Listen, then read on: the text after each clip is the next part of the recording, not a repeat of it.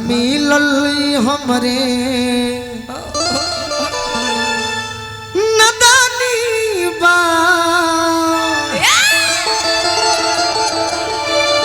लइका कहता के जा जकरे से लोभ कइलू ओकरे से परेशानी बा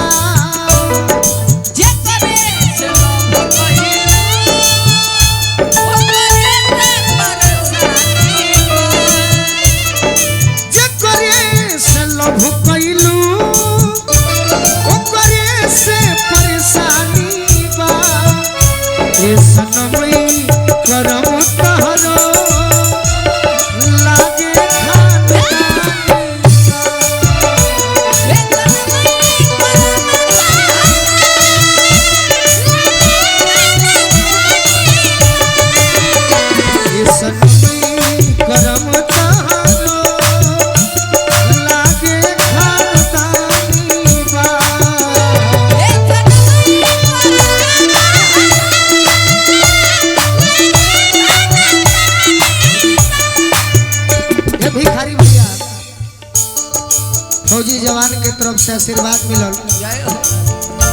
ई गाना सभे सुनले बा लेकिन रउरा सब जो नहीं सुनले ओकरो के एक लाइन मार दी। अदिति तू नहीं कुछ सुन ले, हम कभी गौले भी नहीं की। एगो लड़की एगो लड़का से प्रेम कैले बिया बाकी धमकी देती है वो लड़का के बियाह ठीक हो गइल बा तो धमकी आवती है कहती है का देखो तनी कैसे शादी तू करब अरे दूसरा के कैसे मंगिया भरब इज्जत जे खूंटी टंगाई हो इज्जत जे खूंटी टंगाई हो दुपट्टा से फांसी लगल भी जहिया बारात तहर जाई हो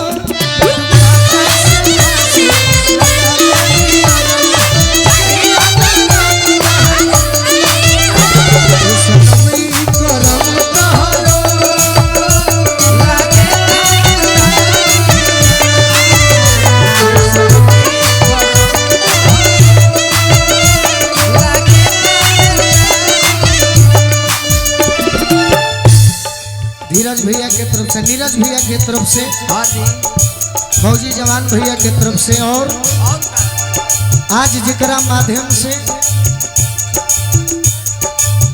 हॉस्पिटल में मिलनी तो या तो अनेकों रोगी मिले ले लेकिन ओजा भी उतने मान सम्मान और आज अपना घर पर बुला के इतना मान सम्मान हमरा के राजीव भैया देनी।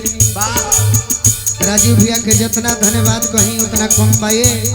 तानिया जी आज दूसरा के पीछे लागल बड़ू और हमरा के पहले पागल बड़ू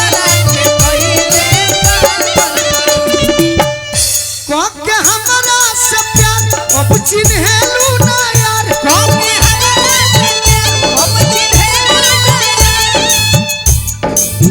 सोची मन में हो खतरा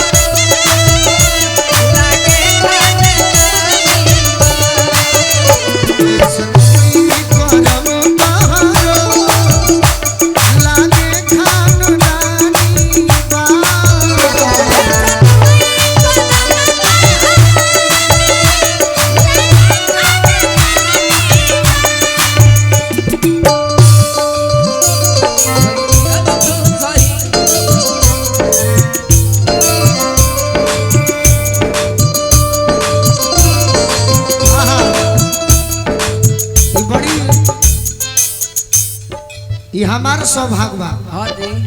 अब बड़ी दिल से सौभाग्य भगवान के कृपा कि हमारे भौजाई के भी आगमन होता बाकी हम बुलाइब ना वजह से हम आशीर्वाद ले ले तनी भैया भाभी के जोड़ी बनो रहो। अति सुंदर। अब बाबा महेंद्र नाथ करी कि भैया भाभी के जोड़ी बनल बा। हाँ जी। तो देवरो संगे भौजाई के जोड़ी बनो रहो। सही बात। हमारे बाबू हमारे भतीजा तीनों भतीजा के खूब नारायण जी बना के राखी। हाँ जी। कि जैसे राजीव भैया नाम रोशन कैनी तो पिताजी के आगे के नाम रौरा सब बढ़ाई। सही बात। हाँ हाँ हाँ।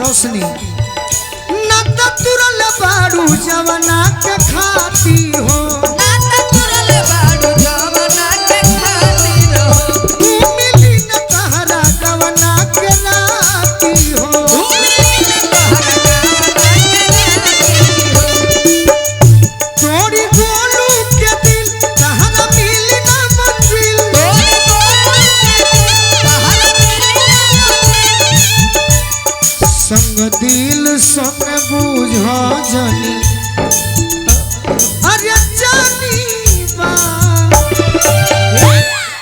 जकरे से लभ कैलू ओकरे से परेशानी बा ए सनमी करम तहरो लागे खानदानी ए सनमी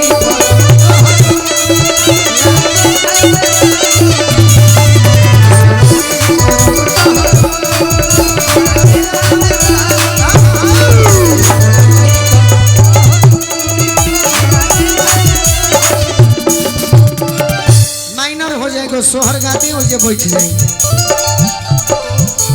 सोहर में रौरा सब सुन ले बनी ऐसन मनोहर मंगल मूरत सुहावन सुंदर सूरत। हाँ जी। ए राजा जी ये करे तो रहल हा जरूरत मुहूर्त खूब सूरत बाकी हम का कहतनी एक जानी बतावो तरीके सखी।